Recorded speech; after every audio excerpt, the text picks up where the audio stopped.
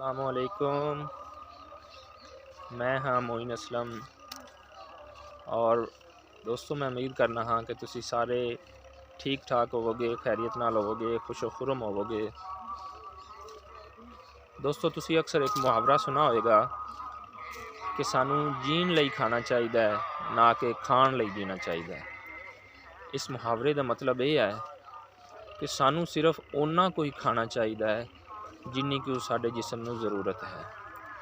वो लोग जिहड़े हद तो ज़्यादा खांदे ने या ओवर ईटिंग करते हैं उही खाना उन्हां वास्ते बीमारियां ते मुश्किलात दा बायस बन जाता है। दोस्तों हुंदा की है कि जिहड़ा भी असी खाना खाने हैं जदों साडे मेदे विच जांदा है तो साडा मेदा उहदे ते काम करता है, वर्क करता है, उन्होंने हजम करता है तो उन्होंने ग्लूकोज या शुगर दे विच बदल देंदा है।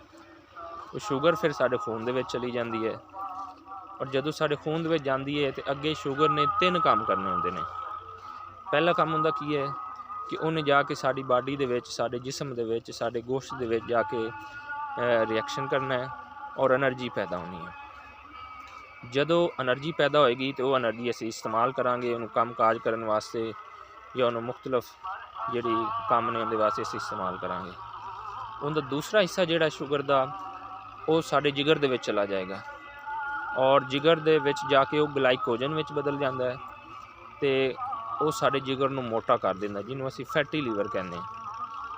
और उस शुगर का तीसरा हिस्सा जिहड़ा है वो फैट्स दे विच बदल जाता है और फैट्स तुहानूं पता है चर्बी हुंदी है और चर्बी का काम की है कि ये सानू मोटा कर देंदी, साडे जिस्म नूं मोटा कर देंदी है। तो अगर असी चाहते हैं कि असी फिट रहिए और मोटापे तो भी बचीए, बीमारियों तो भी बचीए, साडी जिंदगी पुरसकून गुजरे तो एक तो सानू कम खाना चाहिए, उन्ना ही खाना खाना चाहिए जिन्नी कि साडे जिस्म नूं ज़रूरत है।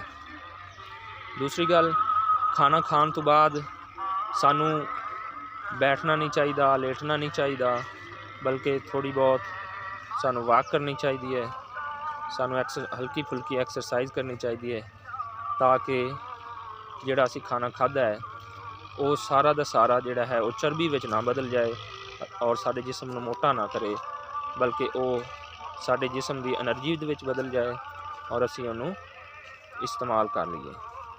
शुक्रिया।